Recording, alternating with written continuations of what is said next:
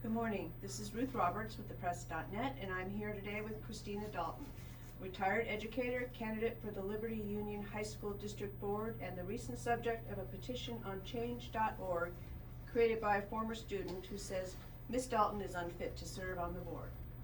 Shanti Orozco, who was a student in Miss Dalton's math class at Liberty High School in 2001, claims she was verbally abused and publicly humiliated in her class, and started the petition as a way to bring awareness to her experience and the experiences of others in the hopes residents will not vote for Ms. Dalton in the upcoming election. As of today, nearly 1,100 signatures and myriad comments have been logged onto the site. Ms. Dalton is here this morning to respond to the accusations and offer her side. Ms. Dalton, good morning. Good morning. And thank you for taking the time to address the situation. Thank you for having me. I'm going to read a portion of a statement by Ms. Orozco that she sent to me this week about her experience with you as her student, offering you the opportunity to respond.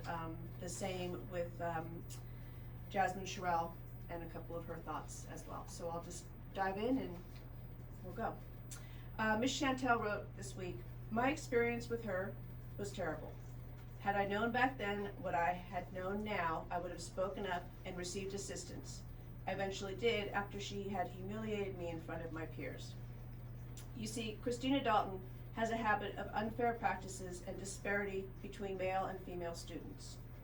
Former male students of hers even reached out stating they got by with way more in comparison to their female peers.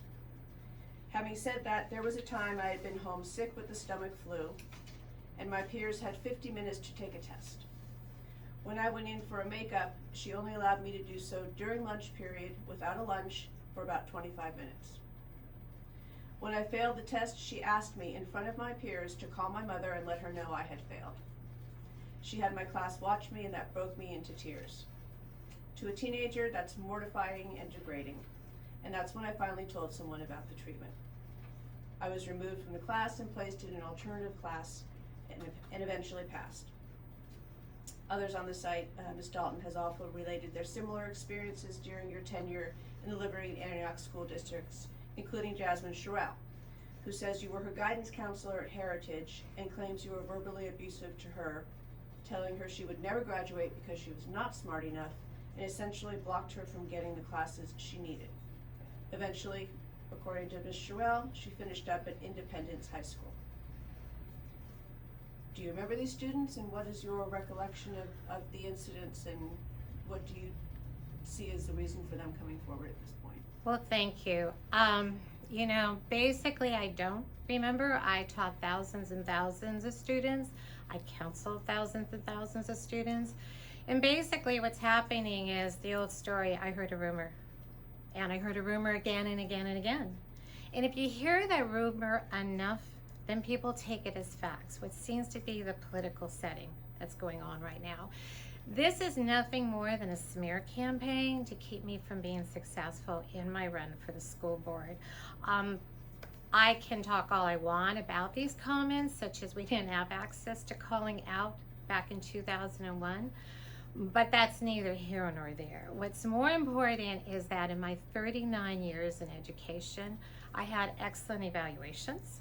I was entrusted to open up a very, very important school site in Antioch.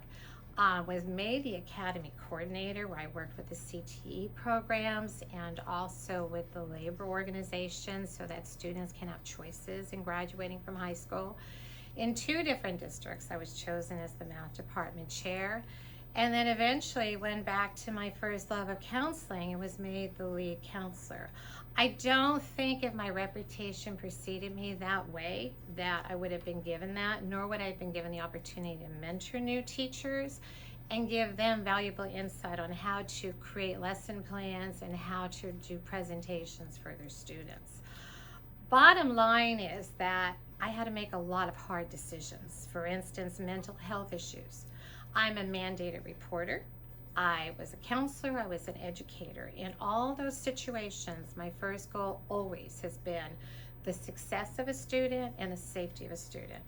And whenever there were any of those issues, I brought in both administration and the Brentwood police within our campus, because we always have fabulous police officers who could help us to make sure a student is safe.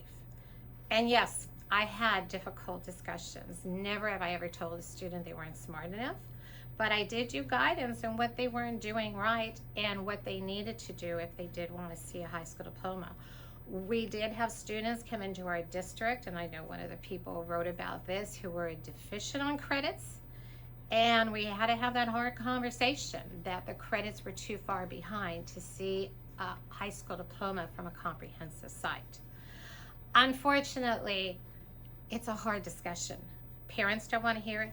Students don't want to hear it, because they want to believe that what they're doing is right. And when they have to hear the hard truth that their choices, whether it's behavior or absences or choosing not to do what they're supposed to do, is starting to hit home, and they're not going to see a high school diploma, then yes, those hard decisions are going to happen.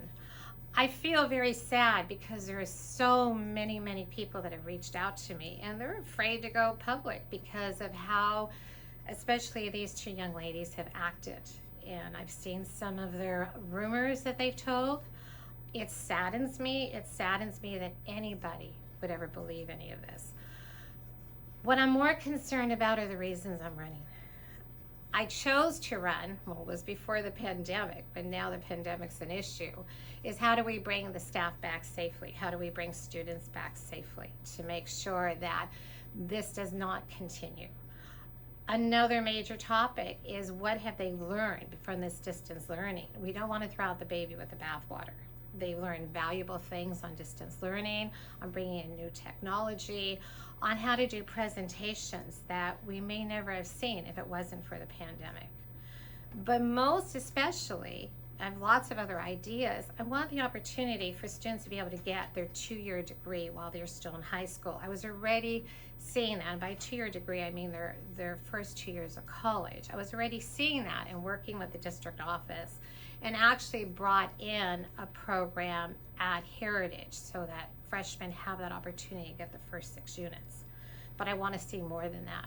I also want to see the opportunity to bring back the trades, because too many students graduate, realize maybe college isn't their forte, and they don't have the training to make a viable living. And with the trades through our CTE programs, those are all possibilities. So you sound like you have obviously a lot of good ideas, a lot of things you want to bring to the position should you be elected. Does this petition, does what's happening now, circling back to that, does that give you pause? Does that change your direction, your thoughts about running for this board? I really appreciate you asking me that. At first I was like, oh my gosh. And then I did some research and realized that this really was a political issue. And I can't go into more detail than that to basically slam me to have somebody else win. And knowing that, and knowing all the people that have reached out to me and said, we really need you, actually, I think it's made me realize the value even more so about how important this is. And what I really appreciate is that the Liberty Union School District has the same integrity, the same values that I respect. They never lowered the bar like some districts I've been at. They've always been supportive of the students and the educators. And those are the things I want to keep because the values are so similar.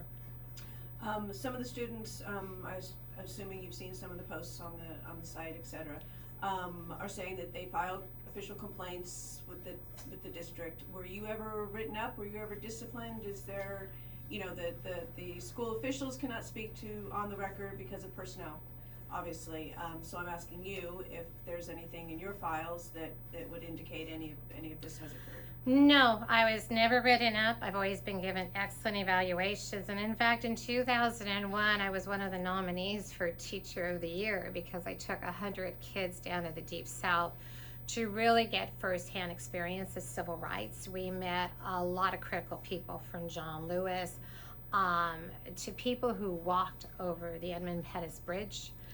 And I even brought back Reverend Billy Kyles because our community was changing in diversity. And I stayed behind the scenes, but It was a very valuable experience. That's why I kind of smiled at the year 2001, because it was a very significant year between 9/11 and then the experiences that we did in civil rights.